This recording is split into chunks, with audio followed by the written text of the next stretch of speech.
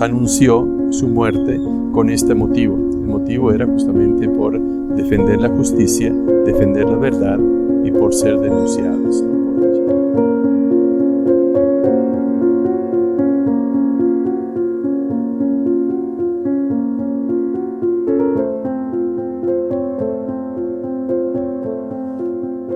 Bueno, Marisol Castro, como se hacía llamar ella, pero en realidad se llamaba María Elizabeth Macías.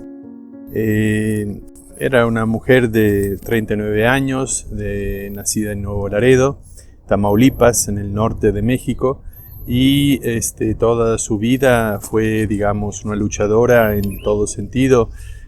A pesar de no haber hecho los estudios de periodismo, por ejemplo, trabajó por varios años como periodista o editora o coeditora o persona de confianza en algunos periódicos, primero en El Mañana y después en Primera Hora, donde prácticamente manejaba todo lo que era el aspecto de la administración y también de la recepción de información y la edición del periódico, un periódico que salía en la mañana y otro en la tarde.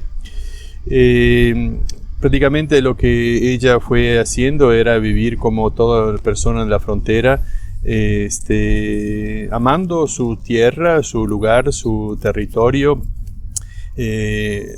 Fruto, digamos, se notaba que era del norte o del norte de México. Nosotros decíamos también, sobre todo por la manera con la cual se enfrentaba a la realidad de la migración, de los migrantes. Por ejemplo, desde el comienzo, cuando nosotros empezamos a conocerla y a recibir los apoyos que ella nos daba, porque el director de ese periódico Primera Hora era también el presidente de la mesa directiva de la Casa del Migrante en Nuevo Laredo. Entonces íbamos con ella para la edición de algún material de publicidad que necesitábamos para la casa. Y ella lo hacía al comienzo un poco así, con cierta reticencia, aunque tenía, digamos, lo hacía como trabajo, porque los migrantes para ella, de cierta manera, mirándolos, ¿no?, a los migrantes como una especie de vagabundos, de aventureros, de personas que se aprovechaban de la realidad, típico de quien vive en el norte, en la frontera, la mentalidad de quien ve que estos llegan, van, vienen, son deportados. De cierta manera hay algunos de estos migrantes que se vuelven personas de la calle, entonces ahí también con varios problemas. Entonces sí, participaba, lo hacía, pero digamos de cierta manera con muchos cuestionamientos. De a poquito, editando este material, conociendo un poquito más la Casa del Migrante y la realidad, aceptó de visitar la casa y de conocer también, a cierta manera, también los migrantes. Y ahí se enamoró del servicio que se estaba haciendo. Y tanto así que después de 2 meses de ese primer momento, ya estaba dedicando el mediodía libre que tenía el domingo, de las 4 a las 10 de la noche, que teníamos abierta la casa para recepción de migrantes, a entrevistas. Ella era la que entrevistaba a los migrantes y los entrevistaba con mucho cariño, con mucha pasión, ¿no? Después, ¿no? Recomendándole así como si fuera como una mamá, ¿no? Pórtate bien porque esta es una casa donde está Dios, ¿no? Le decía a los migrantes con mucho cariño. Marisol tuvo un accidente y tenía una prótesis en la pierna, por lo tanto caminaba con cierta dificultad, pero esto nunca le impidió de moverse, trasladarse, a participar en actividades de todo tipo que se hacían en la Casa del Migrante y en su vida, por supuesto. Tenía 2 hijos, una muchachita de 10, 11 años en ese tiempo y un muchacho ya grande que estaba en la Marina de Estados Unidos, en el ejército, como militar ahí en Laredo, Texas o San Antonio. Y bueno, y ella los quería mucho y siempre estaba en contacto con ellos, a pesar de tener muy poco tiempo con ellos. La niña estaba también con la mamá, con la abuelita, entonces ahí ella iba, cuando terminaba su trabajo, siempre tarde en la noche, regresaba a su casa para estar con ellos. El proceso de conversión, entonces, nosotros le llamamos, de Marisol, fue muy lento. pero al mismo tiempo también muy seguro, muy eficaz, ¿no? Entonces es muy interesante. Para mí la primera vez que veía, digamos, el proceso de una neófita, ¿no? O sea, cómo fue, ¿no? De esa manera. Y fue así, al comienzo prácticamente lo que quiso era una Biblia, ¿no? Ustedes hablan mucho de la Biblia, no, ella era católica, por supuesto, me parece, pero seguramente no conocía la Biblia, nunca había leído. Entonces como que le gustaba mucho leer, entonces pidió una Biblia. Entonces, le di una Biblia, le regalamos una Biblia y después de 2 meses ya había leído toda la Biblia desde el comienzo hasta el final, ¿no? Con mucho cuestionamiento durante este tiempo, ¿no? Siempre venía ahí para preguntar por qué esto, por qué lo otro. Por supuesto, sin bases era muy difícil también poder interpretar y leer algunos pasajes de la Biblia. Sin embargo, lo estudió, la leyó con mucho interés, ¿no? Y al final quedó fascinada. También cuando supo que nosotros éramos calabrinianos, misioneros de San Carlos, nos preguntaba mucho acerca de la congregación, de nuestro fundador, el Beato Juan Bautista Scalabrini, y ahí también le regalamos una biografía de Beato Scalabrini que prácticamente en una semana fue completamente leída, ¿no? Y no solo leída, sino también asimilada, tanto así que, por ejemplo, en su Skype tenía, digamos, esta frase famosa de Scalabrini, ¿no? Hacer el bien, hacer todo el bien posible y de la mejor manera posible. Esto es lo que aparecía en su frase, ¿no? Que va acompañada al nombre y la foto en Skype. Quiere decir que prácticamente el proceso de conversión de Marisol fue profundo, radical, gracias a la realidad de contacto con el migrante y con la palabra de Dios, por supuesto, en la Biblia, y con el Beato Scalabrini. Entonces, cuando nos pareció, aunque era muy, digamos, temprano todavía, pareció oportuno hacerle la propuesta de que si quería comenzar el curso de formación como laica scalabriniana en el movimiento laico scalabriniano, que estábamos empezando ahí un nuevo grupo, con mucho entusiasmo contestó que sí y sacó el tiempo a pesar de no tener para poder participar de este curso. Y así fue que vivió todas las 7 unidades de formación y terminado después quedaron un grupito de 5 que se reunían constantemente. En la primera reunión que hubo a nivel de provincia del movimiento laico scalabriniano, fue nombrada como secretaria y de comunicación. Por supuesto, ella vivía todo el día frente a la computadora entre las redes sociales y ahí ella iba prácticamente animando el movimiento a nivel de provincia, mandando email, mandando comunicación, chateando con uno, con otro, haciendo amistad prácticamente y teniendo unido el movimiento a nivel de provincia a través de eso. Se enamoró prácticamente del carisma y esto es lo que le daba sentido a su vida. Entonces, como que a mí me parece muy interesante, ¿no? Porque sí, era evidente que fue tocada por la gracia de Dios en ese sentido, a través del carisma scalabriniano, en el contacto con el migrante.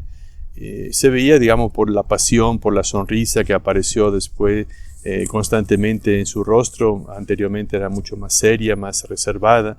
Por ejemplo, fotos de ella son muy pocas las que tenemos, porque ella siempre se escondía cuando había fotos, ¿no? A pesar de que ella sacaba muchas fotos para otros, ¿no? Entonces era un poco así una persona con muy poca, digamos,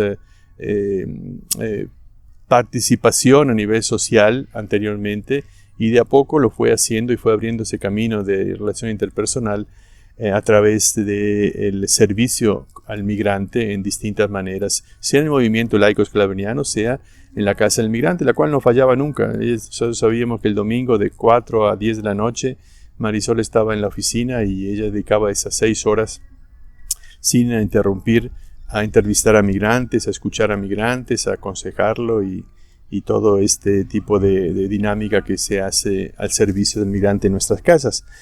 Entonces fue muy interesante. Lo que nosotros nunca supimos es lo que apareció después como el motivo de su asesinato, de su secuestro y asesinato. O sea que ella también se dedicaba, ya que estaba en el periódico y tenía mucha información de lo que pasaba en toda la ciudad de Nuevo Laredo, se dedicaba también en algunos momentos a denunciar algunos lugares donde había, digamos, la presencia de narco, había algún tipo de tráfico, donde había, digamos, más delincuencia, y lo hacía, digamos, a la Sedena, a los servicios de inteligencia con el cual tenía contacto. Ella nunca, por supuesto, dijo nada a nadie. Yo creo sinceramente porque no quería poner en riesgo la vida de nadie. Y esto prácticamente a cierto momento después, con los tentáculos que tienen estas organizaciones, lograron llegar a su conocimiento y llegar a ella. Desapareció el 21 en la noche, después de terminando el trabajo, salió del periódico, la levantaron y apareció después el 24 de septiembre del 2011. Apareció media desnuda en el monumento de entrada a la ciudad de Nuevo Laredo, decapitada, y la cabeza estaba al lado en otra parte del monumento, ¿no? Y su cuerpo estaba tirado en el pasto con un teclado y una escrita a sangre, ¿no? Donde decía que el motivo por el cual fue asesinada, ¿no? Por confiar en la Sedena y haber denunciado a los Zetas. Esto es prácticamente el final de su historia. Después, digamos, de esto nosotros tratamos un poco de tomar contacto con su mamá, con su hija, pero no quisieron ellas seguir ningún tipo de contacto con nadie porque estaban terrorizados y querían completamente cortar. Así que no supimos nada después de lo que está pasando, lo que fue pasando después con su hija, con su mamá. Y eso prácticamente es la historia de Nuevo Laredo. Nos dio mucho gusto en el sentido de que nos asombró hasta cuando hablamos de esto, ¿no? Cuando publicamos esto, porque prácticamente hubo únicamente dos referencias, dos fuentes de lo que había pasado con Marisol. La nuestra, que pusimos en la página web y que fue traducida en varios idiomas, y la del procurador de Tamaulipas, ¿no? Que le dio su versión oficial prácticamente, como hace con muchas otras muertes. Y nada más, pero esta versión que nosotros pusimos fue, rebotando por toda la web a nivel mundial, fue traducida en varios idiomas, como decía también su biografía, y cuando algunos periodistas se acercaron después de unos meses o el año siguiente para poder editar, un documental o hasta una película sobre la historia de Marisol, no pudimos hacer mucho porque información era muy poca la que teníamos de ella. Tenía una vida muy reservada, como decía anteriormente, y el proceso con el cual nosotros tuvimos contacto con ella fue de pocos años, tristemente. Y bueno, para el movimiento laico en ese momento y también para después fue, un ejemplo y fue un punto de referencia, ¿no? De lo que quiere decir consagrar la vida por la justicia, por el bien, ¿no? Creo que esto es un poco, ¿no? Marisol murió, no directamente por defender al migrante, pero sí directamente por defender el bien. Y esto creo que tiene mucho que ver Scalabrini con su inspiración y con su fortaleza, ¿no?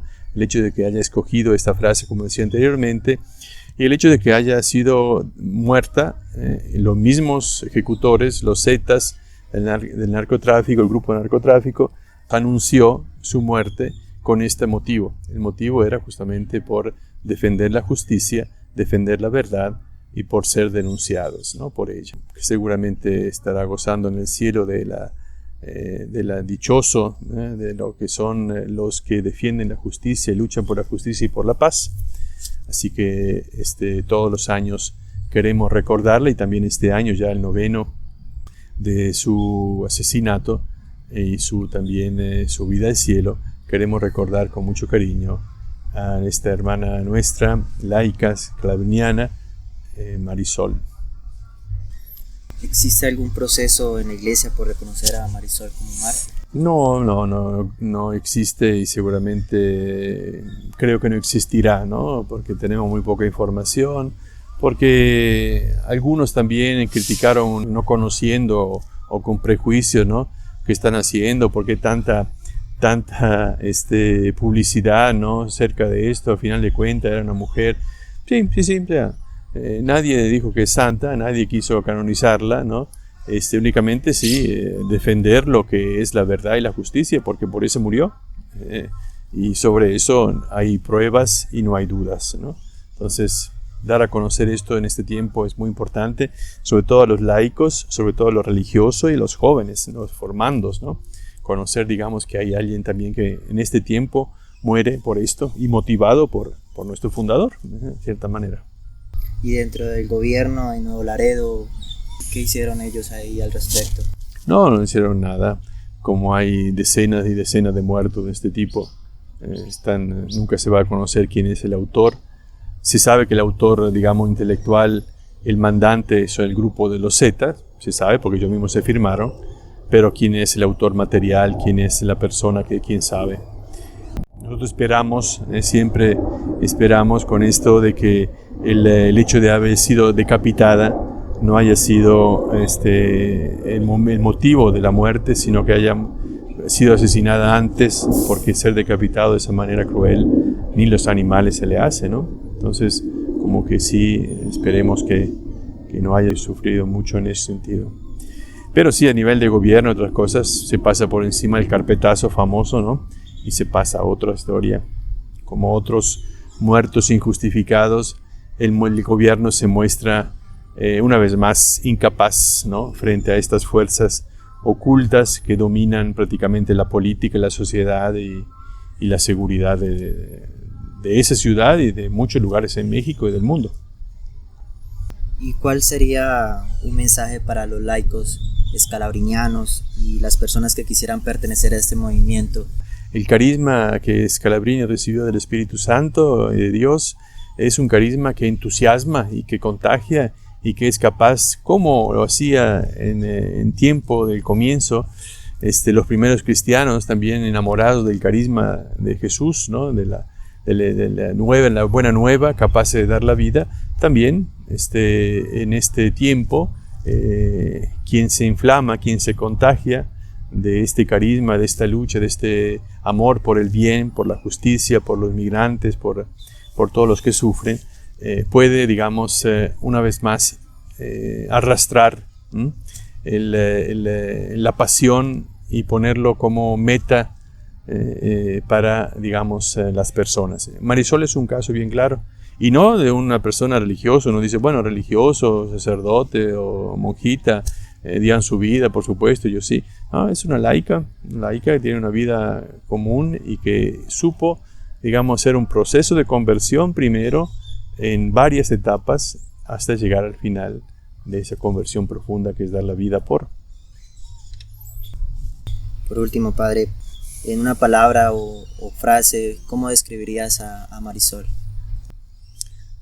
Bueno, yo creo que es una mujer capaz de pasar a través de situaciones de sufrimiento. En su vida ha vivido mucho de estas, a nivel familiar, a nivel personal, a nivel, digamos, también de matrimonio. Su esposo la dejó después del accidente, que cayó una pierna, ¿no?